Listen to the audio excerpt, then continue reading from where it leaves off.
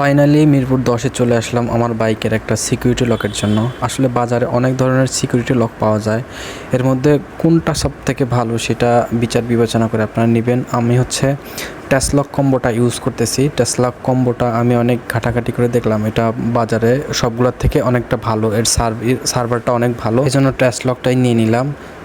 টেসলকের খুব সুন্দর সুন্দর ফিচার আছে যেগুলো আসলে বাইকের জন্য অনেকটা সেফ। দেখেন, একটা বাইক আপনি কিনতেছেন অনেক টাকা দিয়ে, সেটার একটু যদি সিকিউরিটি না থাকে তাহলে বাইকটা কিন্তু একটা ঝুঁকির মধ্যে থাকে। আপনার একটা বাইকে যদি সিকিউরিটি লক লাগানো থাকে, অবশ্যই বাইকটা আপনার 95% সেফ থাকবে।